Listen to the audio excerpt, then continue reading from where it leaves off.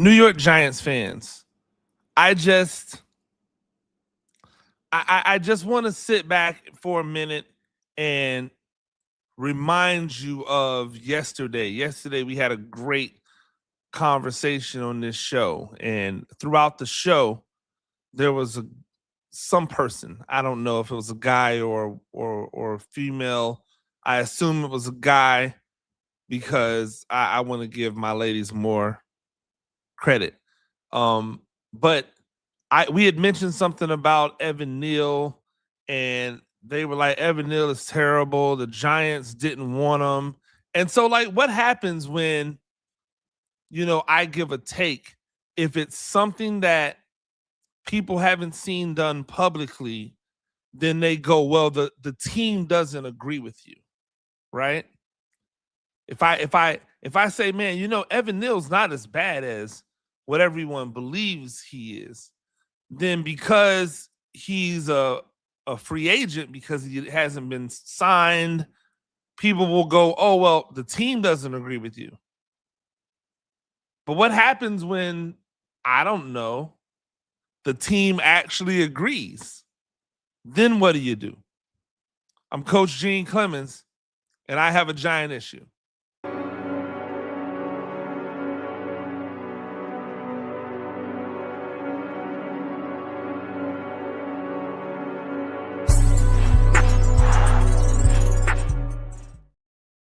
Ladies and gentlemen, welcome back to another edition of A Giant Issue. I'm Coach Gene Clemons.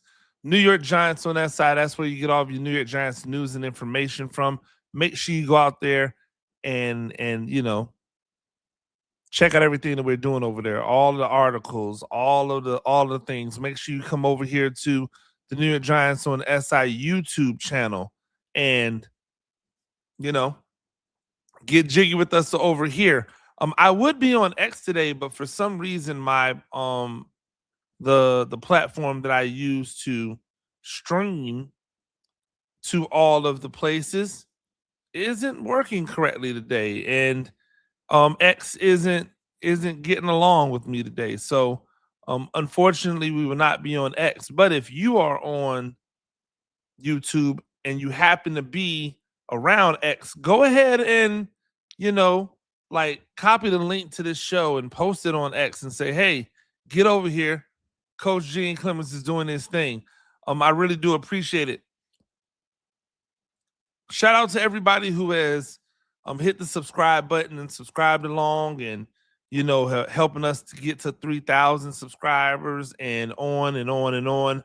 I really do appreciate everything that all of you guys have done in order to continue to build up, right? Continue to build up the platform. It's really interesting to me because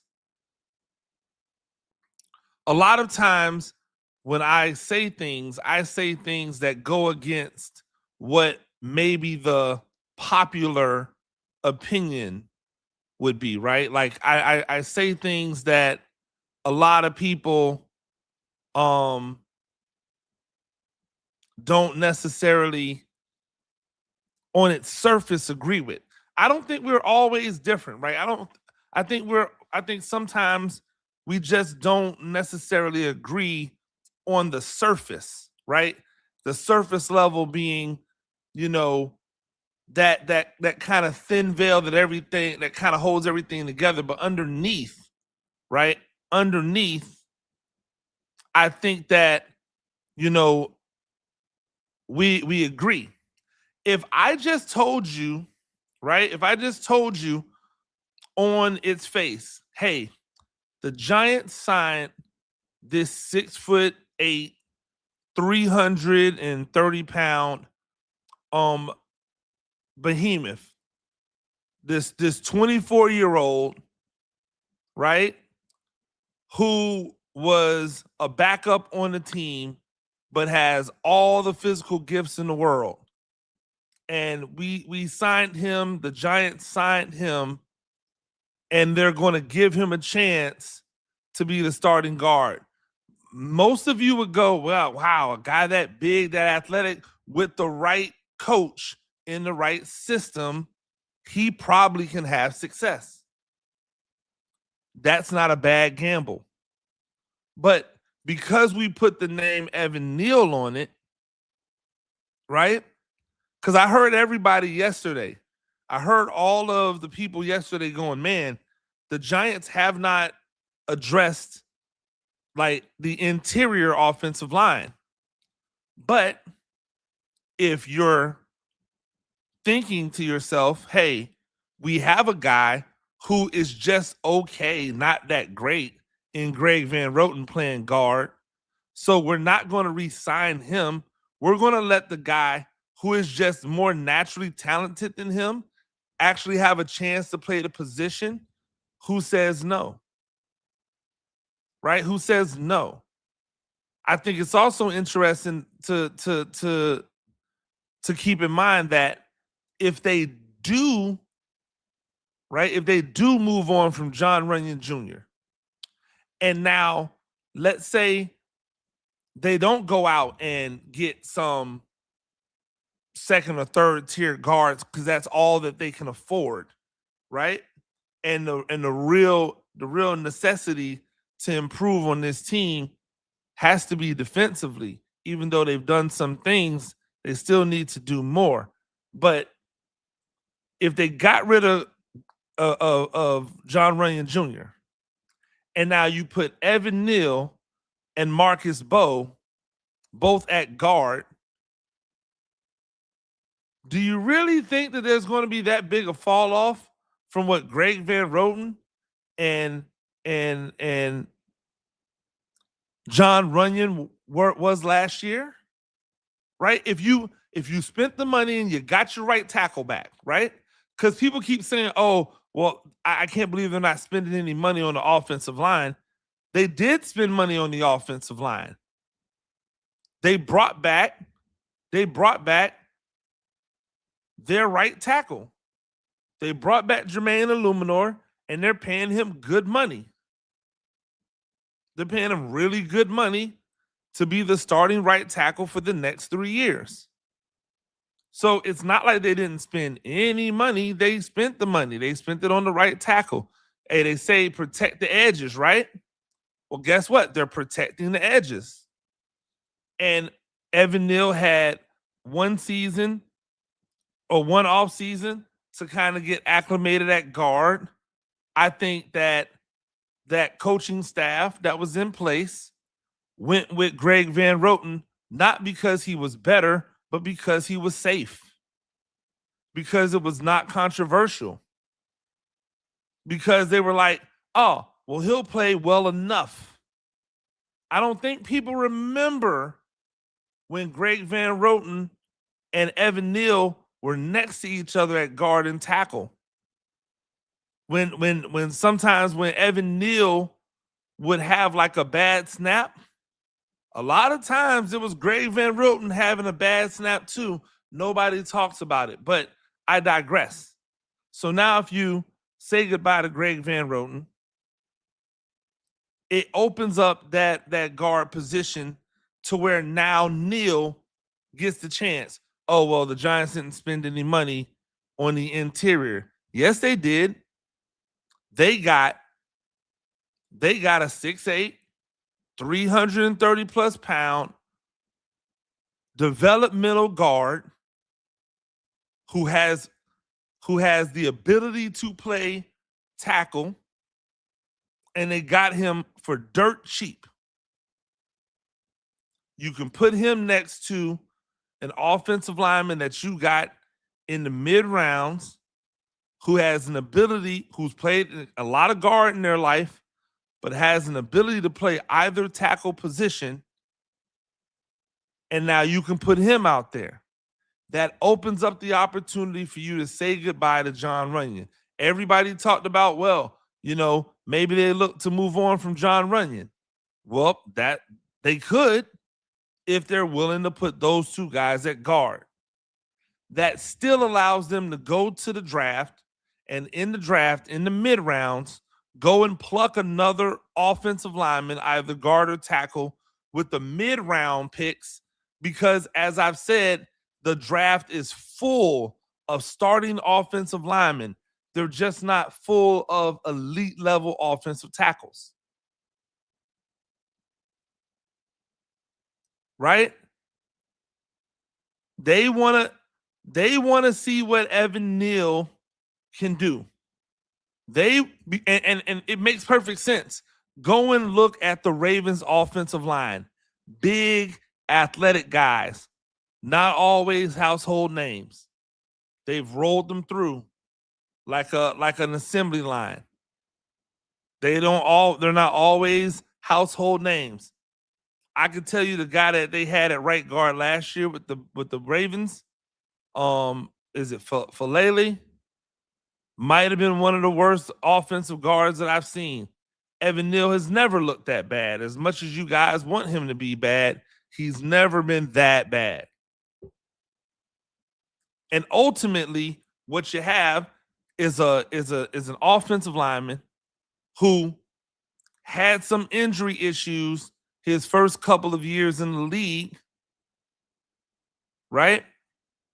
Then he's pretty much just been sitting behind, waiting for another opportunity. This is probably the healthiest he's going to be going into 2026 as he's been in the NFL. He had a full season where they said he was hurt every game. He was a healthy scratch for like the first, 10 weeks of the season before they finally put him on the IR, even though they couldn't tell you what he was actually injured from. It's because he was never injured last year. They just didn't want to play him.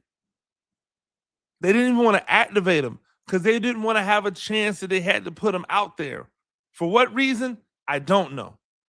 But this is clearly an opportunity for them to get what was a top 5 offensive line talent in the draft, top 5 overall talent in the draft, and get him now for dirt cheap. Because they didn't they didn't pick up his 5th-year option. Right? They didn't pick up his 5th-year option. They got it done. And what does it say about Evan Neal that Evan Neal is willing to come back to the Giants after the way he was treated by the previous regime, after the way he's been run through the coals by the fan base? What does it say about Evan Neal that he's willing to come back to the Giants? You know what it says to me? You know what I immediately think? Wow. John Harbaugh must have been doing some heavy talking in those meetings.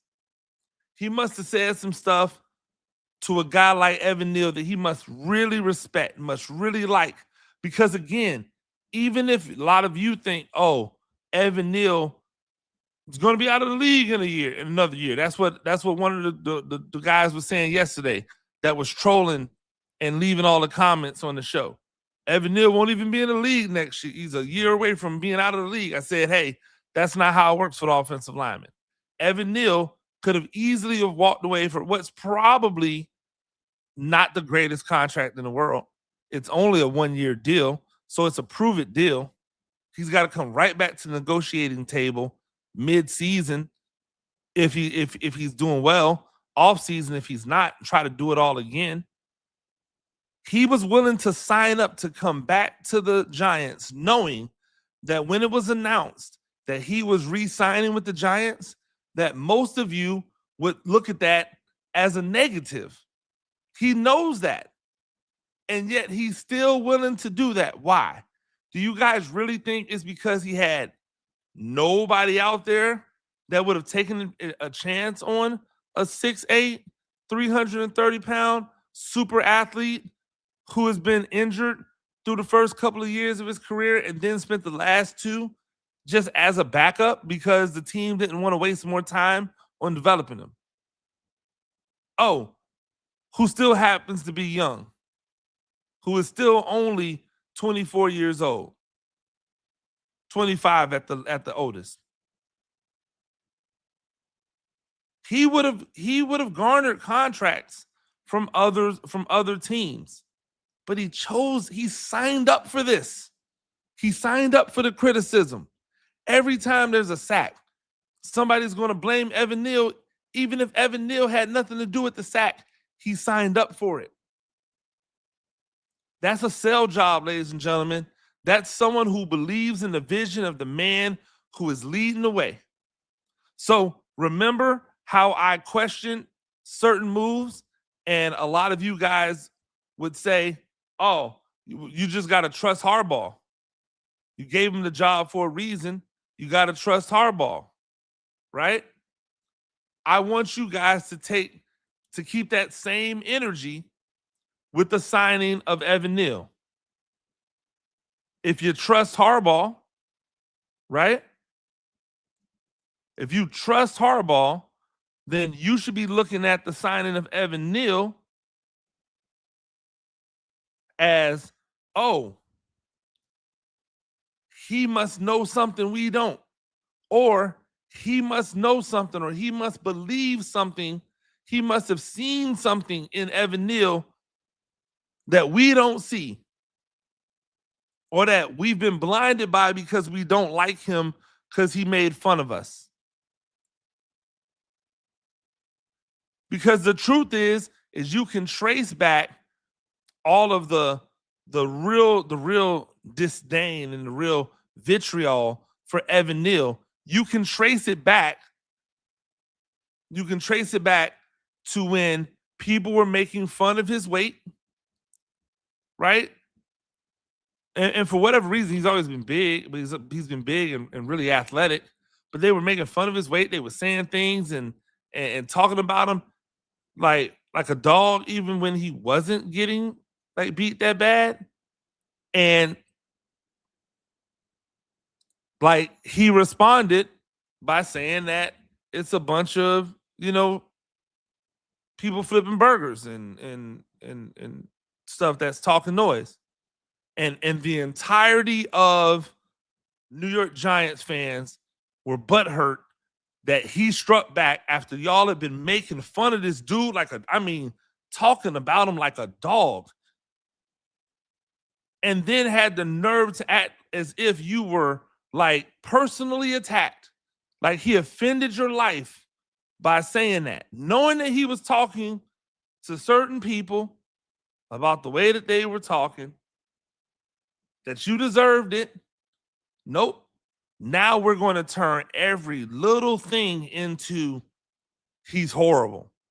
So now if he doesn't look, if he blocks somebody, but it doesn't look good, oh, look at him. He's barely holding on. If he runs someone around the outside, oh, look at him. He's being run around on the outside. Yeah, but the quarterback didn't get touched. They stepped up. Oh, if the quarterback wasn't able to get away. Every single thing that he did came and was attached with criticism so much that it gets back to the front office, and that those rabbit ears of a team that's not winning, right? Because teams that are winning, they don't pay any attention to that. That's why the right guard for the Ravens was able to start all season, even though he was horrible, because the Ravens aren't a bad franchise. But when you got rabbit ears up because you're losing, you make rabbit ear, I'm listening to everything type of moves, and the Evan Neal drama started. Never mind the fact that he dealt with injuries and had to have surgeries, and he's a big dude and having stuff done with his feet. Never mind he wasn't healthy. Never mind when he came back, Jermaine Illuminor's first year, when he came back, and that those final games of the preseason, he looked really good. They had already given Jermaine Illuminor the job. They never even allowed them to compete for the job. Then when Andrew Thomas got hurt and they finally figured out, hey, let's not get people off the street to fill in for him, and we're not going to let Evan Neal go to the left side. We're going to move Jermaine Illuminor to the left side. Evan Neal played well on the right side down the stretch. The next year, they moved him to guard and then didn't play him. This isn't some type of conspiracy tinfoil hat. This was a mismanaged talent. This isn't the same thing. This isn't the same thing as Jalen Hyatt. Because Jalen Hyatt has been given opportunities to be successful. He's been given opportunities to make plays. It's pretty simple as a receiver. If I throw you the ball, you either catch it or you don't. You either make plays on the ball or you don't. Right? Like, that's how it comes. And every time Jalen Hyatt has had an opportunity to make plays, he hasn't made plays. I can show you good film, right? I can show you good film on Evan Neal. I can just walk you through, and I've done it. I've done my good, great, and uglies on Evan Neal. I've done film analysis and film breakdowns on Evan Neal while I looked at play by play, whether it was wins and losses. It didn't matter. It didn't matter to people. Nobody wanted to hear about it. I showed the clips of Evan Neal versus Max Crosby, where Evan Neal held his own versus Max Crosby, and still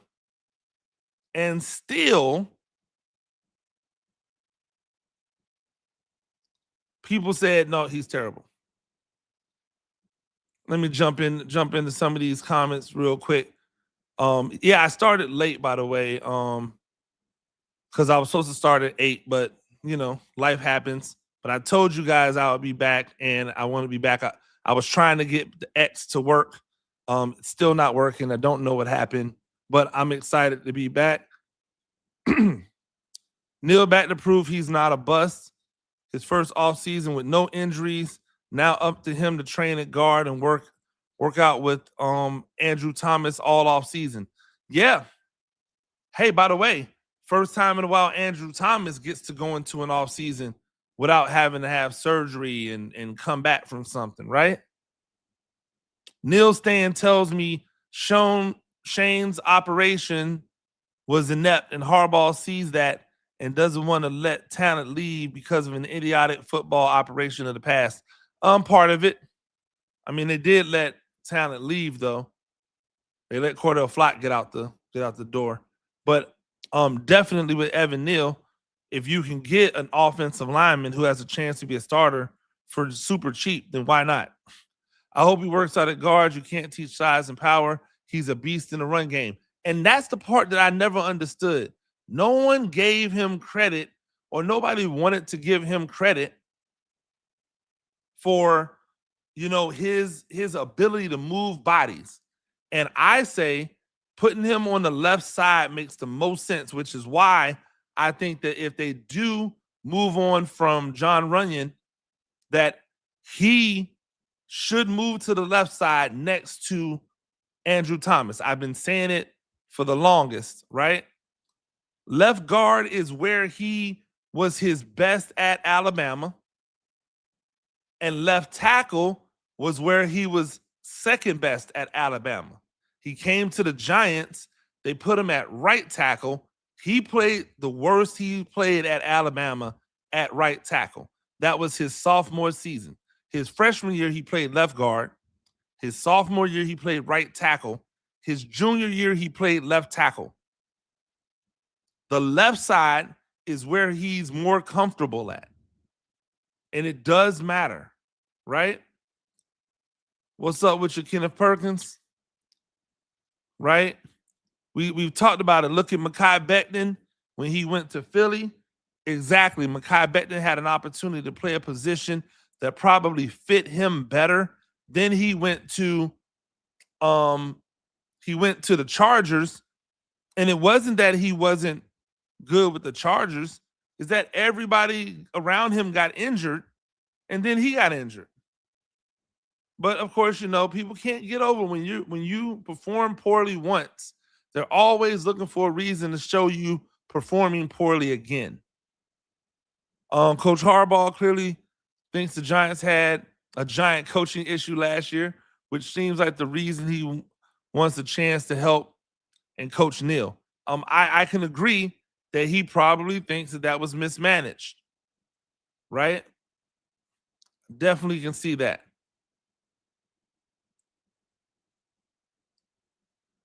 How does it feel to be little brother to the Jets? Eli Betts, I don't know what you mean. Like, why are the Giants little brothers to the Jets? I'd be willing to listen. I do think that the move to bring back to bring a quarterback in there was good, but I don't know why. Yeah, I'm not sure about that one, bit dog. Will Neal be a right guard? I think that we don't know.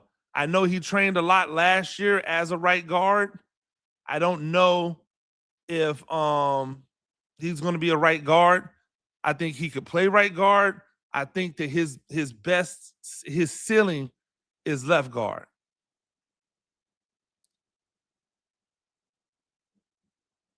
I hope he's extremely motivated to flip the narrative of those burger flippers. That's good. I see what you did there. Neal has said what every single player has wanted to say at one point. Who gives a crap? Fans are so soft. Yes, I do believe that every single player has wanted to call out fans on them and how they behave, how they talk. And he said it. The problem is that he said it, and I don't think anybody was ready to. I don't think he was ready for the response. Right? It's not that the New York media, the New York fans are difficult. Y'all aren't. Like I talk to y'all all the time. Y'all say stuff, but I have super thick skin, so like it just rolls right off me. It bounces off me. But if you don't, then it can be rough. So I think that's Neal having to grow up again. He was 20 years old when he was drafted, right? So that makes a difference. Why hasn't any beat reporters looked into how Giants medical misdiagnosed Neal's ankle fracture as a sprain? Big dog, I think that a lot of times what we see, I think a lot of times what we see as far as diagnosis and things are them trying to maneuver things in their favor, unfortunately, when it comes to this type of there's whoever this Eli Betts person is, I guess he's trolling today. We got a different troll every day. Why are the Giants fans emotional girls? I guess Eli Betts is a I'm assuming he's a Jets fan, right? And that's why. Like he told me, he said I was late to my live, just like Jackson Dart is late on all his throws. That's not even true. Like if you're going to troll, you got to troll better than that, bit dog. Come on now. If they make Neal into a productive player, then Joe has to get way more credit for that 2022 draft class. Let me think. So you're saying that if Evan Neal turns out to be a starter, that Joe Shane, that becomes credit for Joe Shane? Who else is good out of that 2022 draft class? That would just be him and Kayvon Thibodeau, right? So like Thibodeau, who I think is a good player.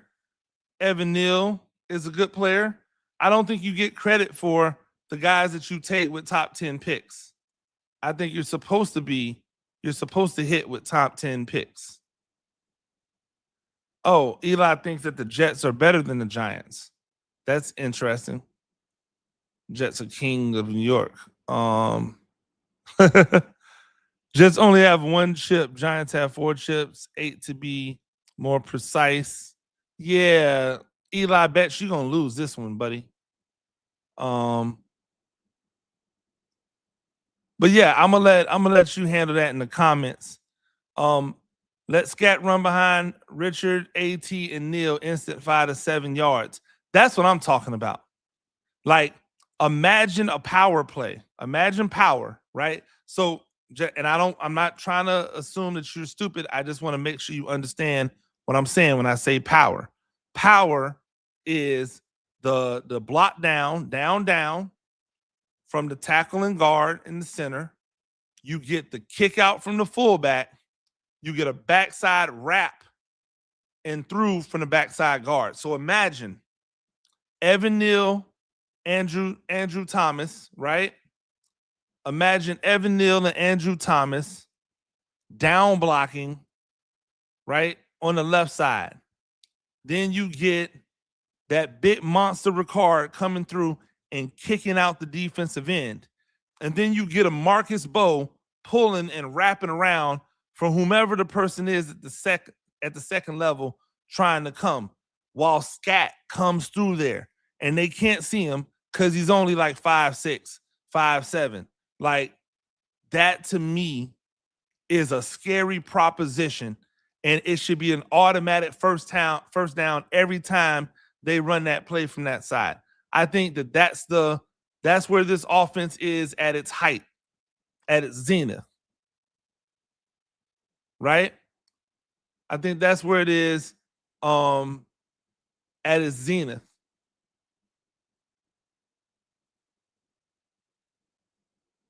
Okay, so yeah, 2022 draft class was Flott, Wandell, McFadden, Kayvon, Evan Neal. So if Evan Neal turns out to be a starter, Kayvon is good, Flott is good, Wandell Robinson is good, McFadden is okay. Yeah, that's a good draft class. But I still don't think you get heavy credit for your top 10 picks, because those should be layups. I think the bigger takeaway for me is how they've kind of bumbled Evan Neal, and how people want them to bumble Kayvon Thibodeau, even though they haven't. But yeah, everybody signed nice deals in that class. Wandell, Bellinger. Yep, you're right. Bellinger. Belton, I mean, are we calling Belton good? You know what? For his draft, for where he was drafted, you're right. Where he was drafted at, yeah. Yep. I can accept that. That's good. His draft spot is new viewer coach. Did Neal's left guard tape show enough for him to go there? Thoughts on trading Kayvon? Okay. So I've already spoken about it before, but when he was coming out and I talked about where I thought Evan Neal should fit, I thought he could be a good tackle. I thought he had a chance to be an all-pro guard, especially if you put him on the left side. He has his full freshman season is him playing left guard. And again, he shows all the little weirdnesses that you've seen him do at tackle, but he moves more naturally when he's on the left side than when he's on the right side. I think he just focuses better when he is pulled that way on the left side. And so I think that's what we're looking at here, is that on the left side, he moves better. On the right side, he doesn't move as well when that right foot has to be the lead foot. But when the right foot is the trail foot, is the slide foot instead of the kick foot, I think he operates better. I think as a run blocker, it doesn't matter. As a pass protector, it makes a lot more of a difference. And so I think he could be a really, really good guard, and he's still super young. Like, I don't like the idea of trading Kayvon Thibodeau.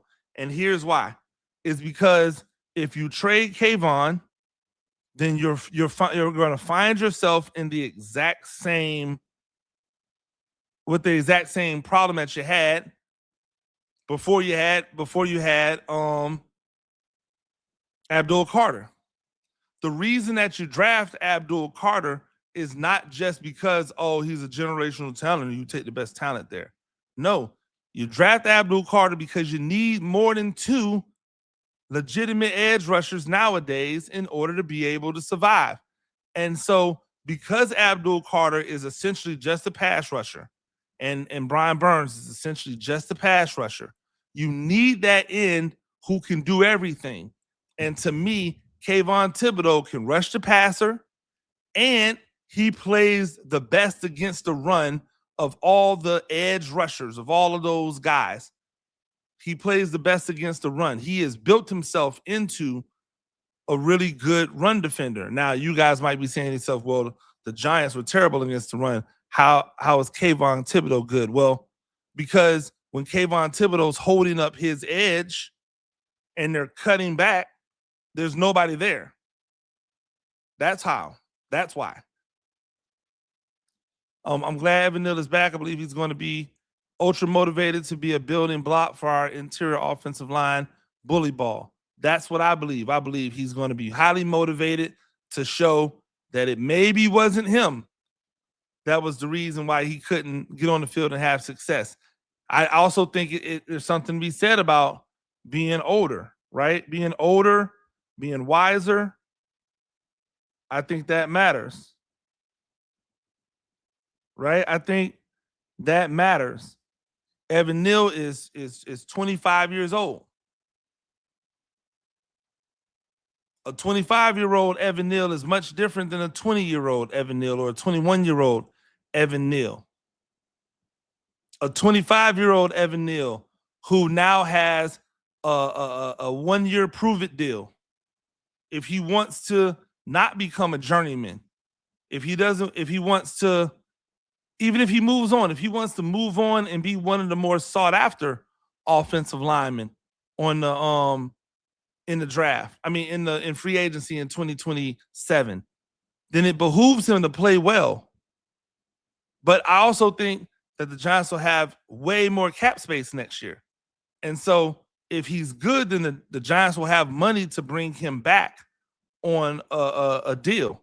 So there's nothing to lose in this situation for Evan Neal, right? There's nothing to lose for him in this situation. Inside linebackers' performance and the D tackle depth, plus having a defensive scheme disadvantage, made our run defense what it was over the past couple of years. Absolutely. I don't even think it was inside linebackers' performance. Bobby Okereke had 146 tackles. It was the fact that you didn't have another guy next to him, right? I think it would have been better if Micah McFadden was there as a full-time starter, even though McFadden wasn't the greatest, right? Overran plays, can get washed up, but he was better than everybody that replaced him, that revolving door. But the problem was that defense wasn't a fit for the personnel. The personnel never got comfortable in running it. It's not even defensive tackle depth. You've got defensive tackles, but now you're putting the edge rushers down in 3 techniques to get more pass rushing, more speed on the field. Well, that's going to work against you. It's going to work against you in the run game. And then when you do have those guys up there, you're not getting any support from the safeties, and you're in nickel all the time. If you're in nickel all the time, you got to have run support for your safeties. You had that when you had Xavier McKinney and you had Love, but no Love, no McKinney, no run support from the safeties. Remember, Julian Love was the leading tackler on the team one season. The next year, Xavier McKinney was either first or second behind Bobby Okereke. I cannot remember. but those were under Wink Martindale. And it was better run fits because they were blitzing. Harbaugh always says he wants coaches that are teachers. We're about to find out just how well they teach with the Neal, Banks, Hyatt projects. I don't think there's a Hyatt project, if I'm just being honest. I do think that Neal and Banks are guys that they identified and said as talents, they are better than anything we're going to find in free agency. Jalen Hyatt might have some redemptive qualities. He might get an opportunity to do so, but it's going to be an uphill battle for him. Why? Because Malik Neighbors comes back if he's healthy. You still have Darius Slayton, right? Isaiah Hodgins plays X. He's the only true X they have on the team. You've got now Isaiah Likely in the fold, which means that you are likely to have more 2 tight end sets, right? As they take advantage of Johnson and Likely on the field at the same time. There just may not be room for Hyatt to be able to have an effective role, right? But again, and shout out to you, Remy. This conversation between Harbaugh and Neal, or whomever in Neal, right? Whoever in the Giants organization that's not named Joe Shane, to convince Evan Neal. Remember, he was a free agent. This isn't like, hey, we're keeping you. This is, hey, would you like to stay for this money? And the player going, okay, right? Okay.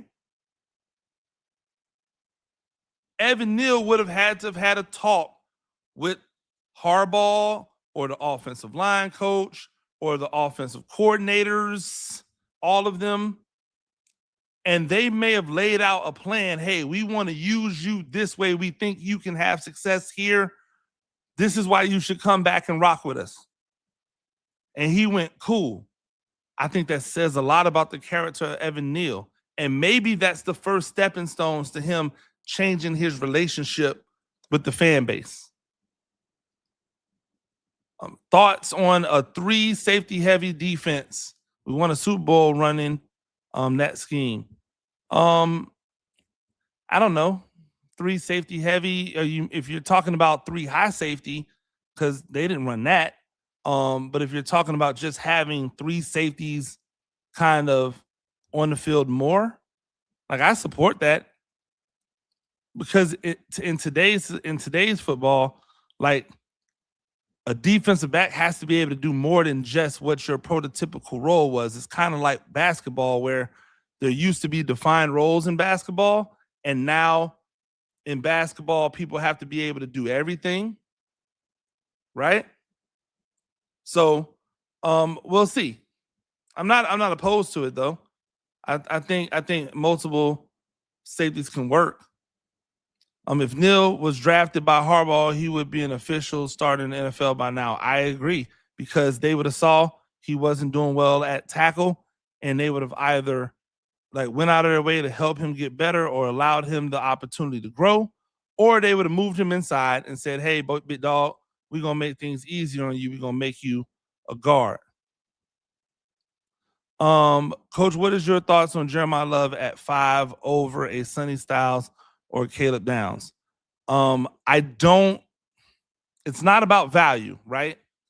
So I want to just take that off the off the board. It's not about value. My problem with Jeremiah Love at 5 is that you have running backs that are good.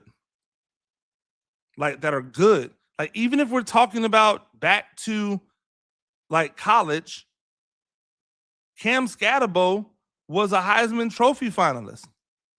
Cam Scatterbo was every bit as good of a college running back as Jeremiah Love was. They were different, right? They had different skill sets. They got it done different ways, but their effectiveness can't be denied.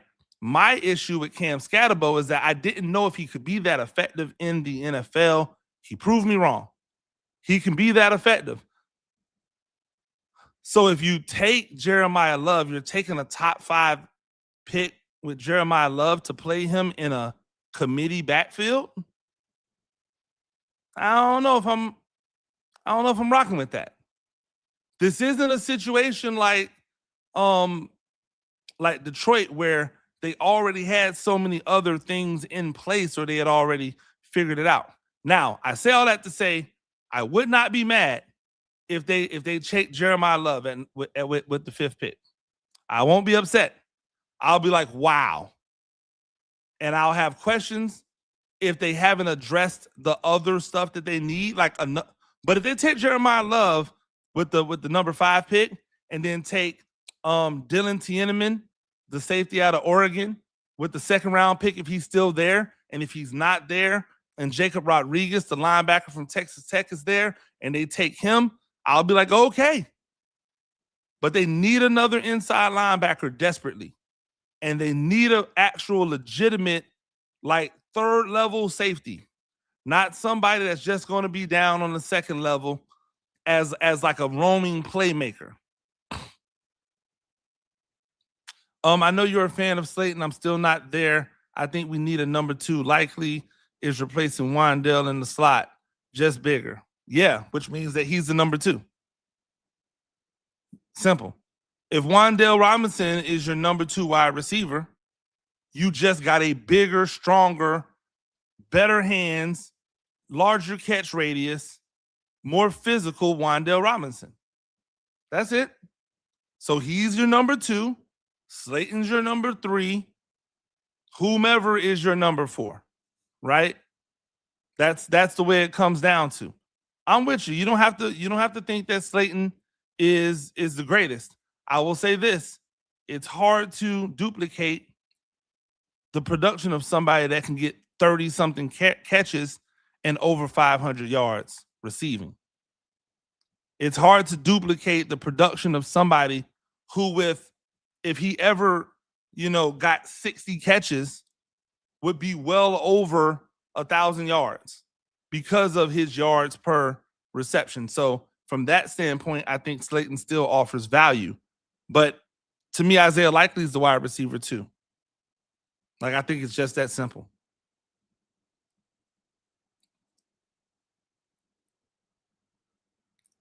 If Neal becomes even average, what a boost that would give us. What if I was to tell you Neal's already average?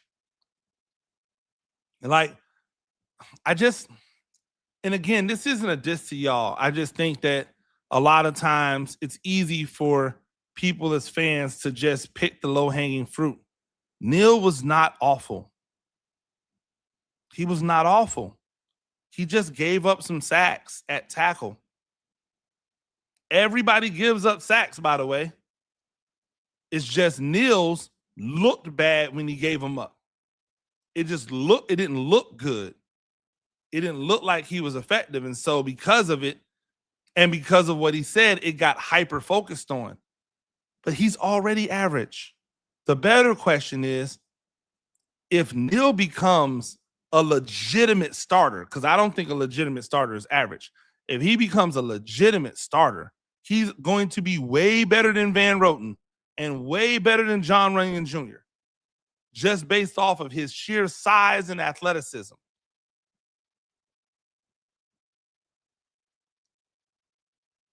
If Mendoza, Downs, Styles, and Reese go first, Giants may be picking from Bain or Maui Noah at 5. No, they won't. I think if that's what goes down, they should trade that pick, trade down, collect another first if you can, a 2nd and a 3rd, something to get more picks, because the jewels of this draft is going to be in day 2. Day 2 is where you're going to get all of these guys who are these tweener first-round talents. And I think that's where, yeah, but I know what he was talking about, but when Perry Fuel was running that, they weren't playing a 3 high safety look. That's what I'm saying, is like, I know they played multiple safeties, and I'm rocking with it. I just don't know if they're playing a 3 high safety look. And if they do it again, I'm down with it. Whatever works. I'm down with whatever works. So, but you got to get a guy who is a legitimate third level safety. And right now they don't have one. Holland is a guy who's fast enough, and he really operates well when he can come down into the second level, right? That's who they have. They need a legitimate third level guy who's a ball hawk. That's all. That's all I'm saying. But I'm down for it. Don't think I'm saying that it's bad. Sadly, Tiedemann isn't making it out of the first. He and Styles would be amazing. Like, I'm not disagreeing with you. I'm just saying that he's one of those fringe guys who could be in the back end of the first or right at the top of the second. I think that a Sonny Styles Tiedemann stack would be gold. Like, it would be a super win for the Giants. I don't think it's going to happen the way things are starting to play out in free agency. I think Sonny Styles might actually go before 5. And like you said, because of the way things are working out, Tiedemann might go. But if he does go, I still like Neil Warren from Toledo, who is either a second rounder. Who I believe is a second rounder. So we'll see how that works out as well. Yoga mat and Ninja Warrior training. That's it. Balance. 4 years. I've said that. I'm assuming you're talking about flexibility and dexterity for Evan Neal. I'm with it. Right. I'm with it. Evan Neal, can Evan Neal be an effective pulling guard in the run game? I just think he looks a little awkward trying to pull block. I think he's big. And because he's so big, he's going to look awkward. But just go and look at the film when he pulls. Like, go and look at some old Alabama film of him pulling. He is, number one, he's athletic. Number two, when he hits you, you disappear. I don't care what it looks like. I care about its effectiveness. Coach, you think Caleb Downs is good enough to be that ball hawk? I think Caleb Downs is a playmaker. We talked about this yesterday. I don't think Caleb Downs is a generational talent. It doesn't mean that I don't think he's really good. I don't think he's a generational talent. People were on here trying to compare him to Ed Reed. I was like, what are y'all talking about? The comparison to Troy Polamalu, to me, is a better comparison. But I don't think Troy Polamalu was a generational talent. I think Troy Polamalu was a freestyler, like a really good freestyling wild card safety. But they had such a lit defense that allowed him to move around and roam, right? Because they allowed him to move around and roam back in the time when you could light people up and it made people fear you. I don't think they have that a luxury today.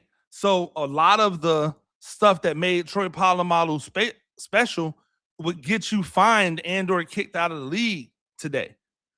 So I think he's a playmaker, but I think his playmaking ability is more at the second level than it is at the third level. I hope I'm wrong. Like, I hope he's a generational talent. I just don't believe he is. Meatball wasn't very smart not using Neal in the run game. Him not playing never made sense to me. Yeah, I think if there's one thing, and again, you guys know, I like a lot of things about Brian Daboll, but I criticized him and I thought that he should have been fired. But I also thought that I didn't think he should get fired in the middle of the season. I thought him and Joe Shane should have been showed the door before last season. And then into the season, I realized I don't think it's Daboll. I think it's Joe Shane. I think Joe Shane should be fired. And I really do think that Brian Daboll has a really good offensive mind. But for some reason, they didn't, like, they were using an extra tackle out on the field, but they never put Evan Neal in that position. They were making him healthy scratches when they could have had him out there as the sixth lineman. Like they could have had him playing tight end in the run game. It was really weird. It was really weird, really suspect. I don't know if that was him or if it was coming from above him saying, hey, we're not playing this guy. Like, I don't know where it came from. All I know is that now that's out the way. You're not going to have to worry about that anymore. He's going to have the opportunity to earn a spot. And that's all, like a legitimate one, not one with bias, right? Not one where the offensive line coach comes in and both of his former players are playing for the team now. And so he just has a natural disposition for them that he never really and truly gives the other guy a chance. I think that's what happened with Carmen Brasillo. I think Carmen Brasillo got there and his guy from the Raiders is there. His other guy from the Raiders is there. He's already worked with them. They know how he gets down. They know how he operates. It's easy. So I don't think he ever truly got that ability, that chance, and now he will. How do you feel about trading down for Delane, recoup at least a 26th third, and gather more talent plus a huge need at cornerback?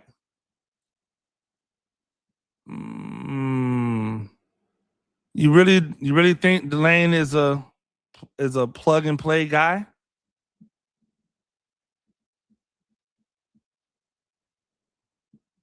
I don't know.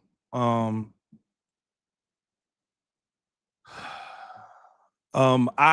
don't know. I'm not saying no. I just don't. I like the idea of trading down for somebody. I just don't know if that's the person I'm trading down for. I don't know if he's a plug and play guy. I think he's good. I think he can be good. But I do like the idea of trading down. I think there's a million different ways that they can go by trading down.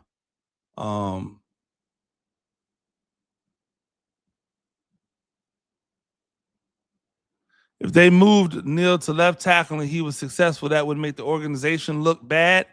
If you get what I'm saying, they drafted him and moved him out of position. Yes, I get what you're saying because I've said that before. You've probably heard me say this before. Like he was on the left side, right? So he was on the left side in college. His freshman year, he was left guard. His junior year, he was a left tackle. Those were his two best years. His worst season was his sophomore year playing right tackle. Why? Because he's not a right side guy. But if you put him at left tackle, when Evan Neal when Andrew Thomas went out, if they would have put him at left tackle and then he went out there and showed out, right? Did really well. Then he went back to right tackle and struggled. Everyone would have known, hey, you're playing this guy out of position. This is not the same thing. Left tackle and right tackle are not the same position. There are some people who can do it. There are some people who are not as good on the other side. There are some guys who are naturally better with their left hand as the free hand. And there are some people who are better with their right hand as the free hand and their right foot as the kick foot. It's just how it goes. So I agree that had they done that, it might have caused problems that they were not willing to address. And I think that's corny. Neal and Thomas, the Great Wall of New York. I agree. Simple as that. You put both of those guys on one side, and then you have that monster at fullback who is essentially an offensive guard with an eligible number on, Patrick Ricard. You have a 300-pound fullback behind them, and now you're just mauling people. I love it. I love that idea. I hope Evan Neal gets a clean cheeseburger in New York again. I'm pretty sure Evan Neal doesn't go out and order food in New York restaurants. Delane is one of the safest picks of the draft. Okay. I'm not disagreeing that he's a good talent, but I think everybody thinks about things differently. I don't want to. I don't want it to. I know it sounds like I don't think he's good, and I don't want it to sound like that. I just don't know if that's where I'm going if I'm the Giants. If Styles is available at 5, would you still trade down? No, I'm gonna take Styles. Styles, no matter what. Styles, no matter what. I'll put him and his athleticism next to Edmonds and his athleticism, and I'm gonna figure it out from there. That's just the truth. 2 extremely athletic linebackers running around making plays, right? Until somebody figures it out. You need 6 tackles for camp. Why? Why do you need 6 tackles for camp? Anyway, I don't know. I don't think you need 6 tackles for camp. I think you need, especially if you have guys who can operate in multiple positions, right? And then you're just training guys to be interchangeable pieces. But I mean, you need bodies. Obviously, you need camp bodies. I don't know why you need exactly 6. In your opinion, is there a cornerback worth top 10 or 15 pick? Yeah, but he's injured. Dramad McCoy, I think that he's the best talented or the most talented.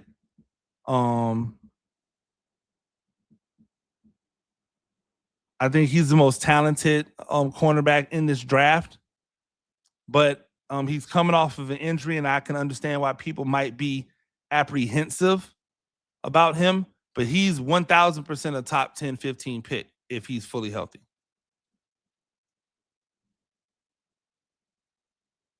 I do absolutely think he is. You think he's the right pick? I won't be mad at it, right, Dylan?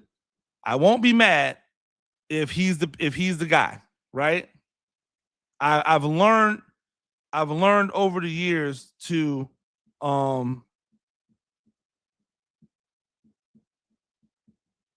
not really like.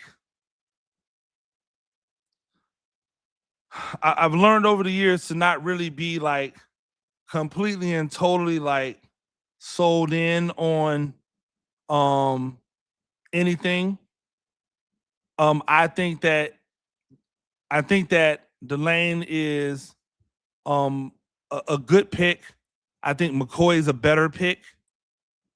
If they end up getting Delane, I wouldn't be mad. I think he helps immediately. I just don't think that that's the direction they're looking to go. I could be wrong. Realistically, what percentage of Scatterbo do you think we get back because his foot damn near came off? I didn't think he would finish the season from the start. I always thought that injuries would be an issue with Scatterbo because of his running style. I also think that that his injury is one that because it's so clean, it's easier to come back from. So I think he'll be fine. Edmonds and Styles is one hell of an inside linebacker duo. Hopefully we can get a couple DTs in the second wave of free agency. Like, do you guys not like the defensive tackles for the Giants? I'm so confused. Like, I thought Darius Alexander started coming on really well towards the end of the year. I thought he was really like, I thought he really was finding his stride. So hopefully, he's coming along. I thought a lot of the guys that were backups have played well. I just think the run fits were bad in this defensive scheme, and it'll be interesting to see what the scheme looks like. Do they need another interior defensive lineman? Yeah, they do, but I don't think it's as big of a need as some other people might think it is. For sure. Aren't Edmonds and Styles the same type of player, sideline to sideline, both struggle up the middle where the Giants have a big hole, or am I wrong? No, you're not wrong. You're not wrong. Edmonds and Styles are the same type of player. They're both extremely athletic. They're both extremely athletic. They both can run sideline to sideline. It's not a, and because we don't play a north and south game anymore. It's off tackle running, it's outside, it's bubble screens, it's quick routes. It's like, I like the idea of starting with two athletic dudes and telling my inside linebackers coach, hey, get them better at reading, get them better at their run fits, make sure that the team as a whole works together, and you can have success. I also think that allows them to play 3 linebacker sets where you put Styles as the weak side linebacker, essentially as the nickel back, and he can do everything that a nickel back could do. His athleticism, you can put 3 linebackers on the field at one time, legitimately, and not lose a beat. So I think that that's something that could be interesting as well. But you're right. Neither one of them are like your downhill thumpers. That's why I liked Reese better as a stand-up linebacker. But if they're really committed to him being an edge rusher, then give me Sonny Styles. I wouldn't be mad at a trade back. I think that a trade back would be smart for this team. Gives them an opportunity to collect more picks. Again, I don't think that there are a ton of stars in this draft, but I think that there's a lot of really good starters in this draft. And so the more picks that you have on day 2 and early day 3, the better. I think you're going to get starters in those picks. So, ladies and gentlemen, I'm excited for Evan Neal. I'm excited for the Giants. I know that many of you might not look at this move as a big move, right? I know that a lot of y'all don't look at this as a, oh my gosh, like, but I think it says a lot. Just coming from me, I think it says a lot that Evan Neal, that they offered him a contract and that he was willing to accept the contract, right? So it will be interesting to see how that works out. Hodgins has signed his new deal. Micah McFadden has signed their new deal. Those are official now. The kicker, Jason Sanders, has signed his deal. That is official now. Patrick Ricard is still a report. They've agreed to terms. It's still pending a physical. But hopefully that's good. They've got Artie Green back. That's whatever it is. Caleb Murphy, a special teams type of thing. Ardarius Washington has agreed to terms. It's pending a physical. Waiting for that. Same thing with Greg Newsome at cornerback.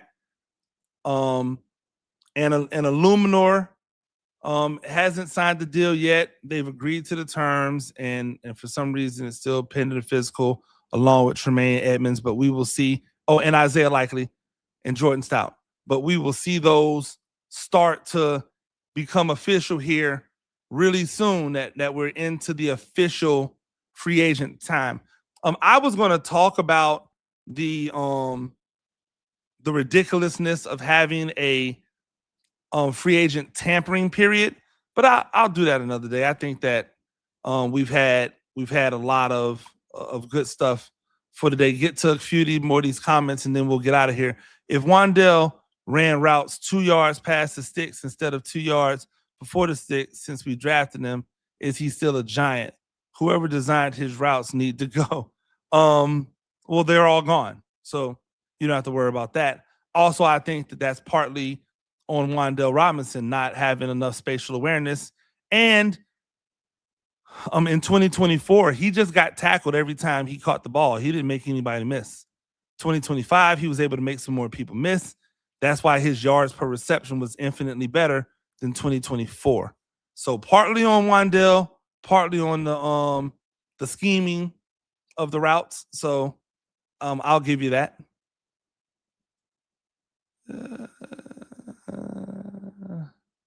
Excited for Neal finally. I'm glad he's back. Rookie season. Yeah, it's like a fresh start for him.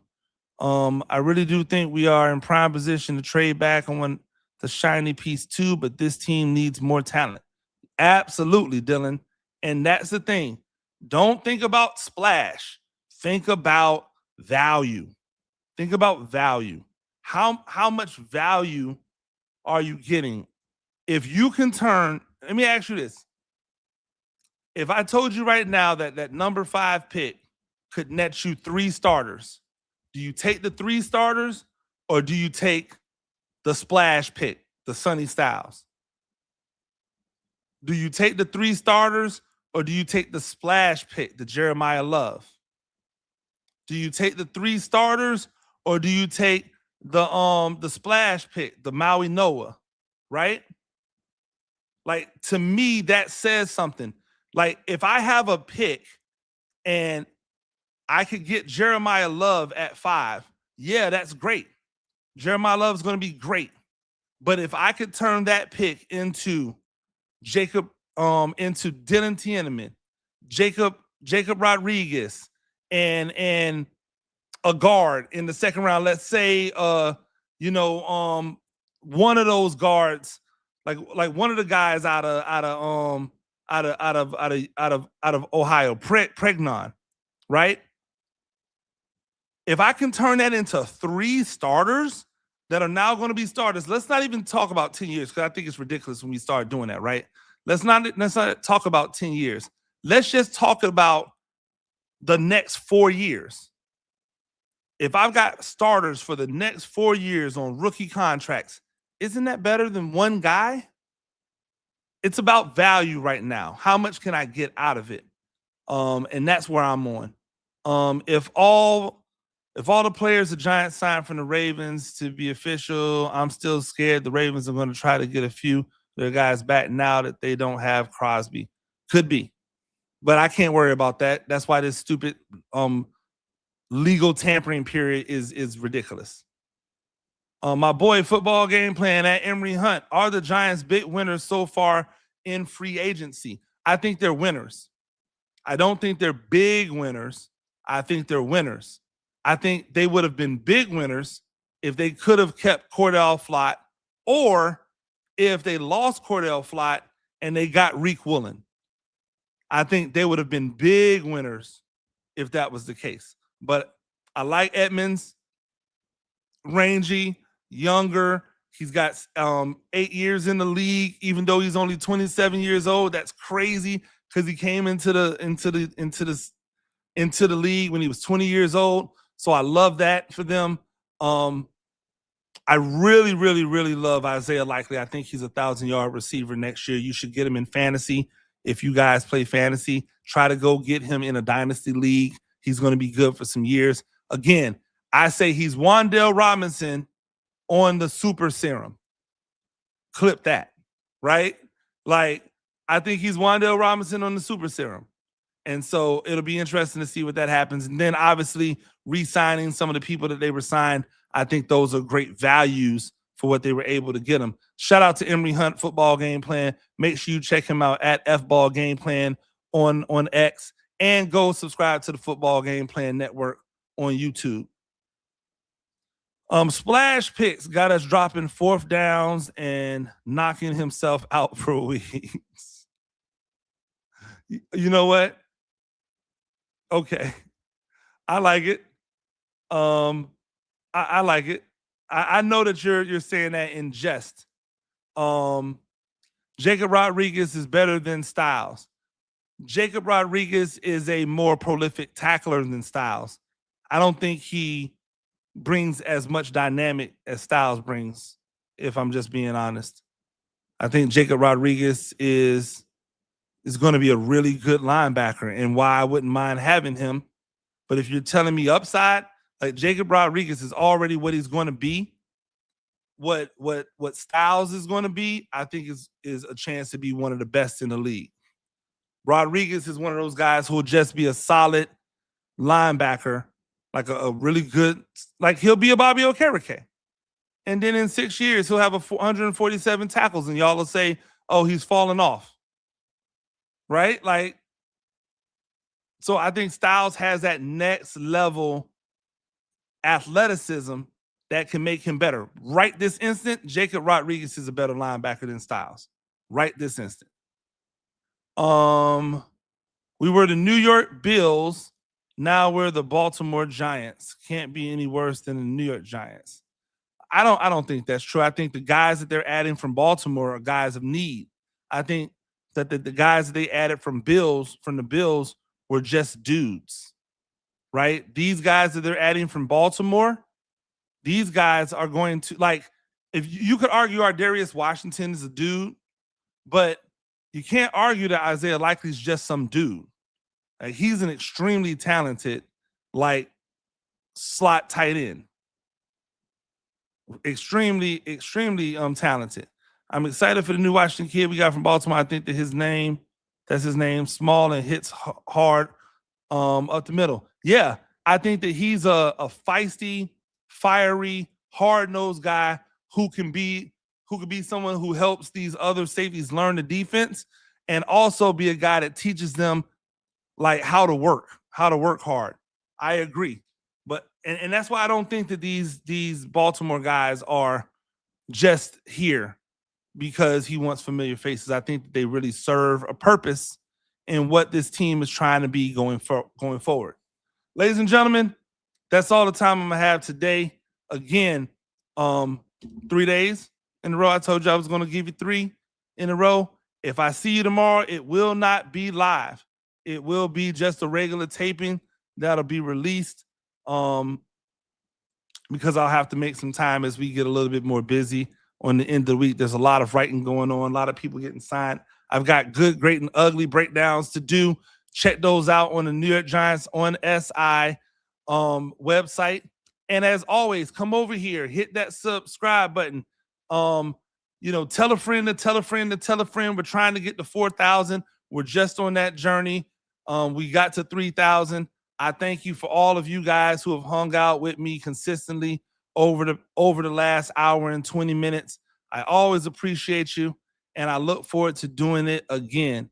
Until next time, I'm Coach Gene Clemons, and I have a giant issue.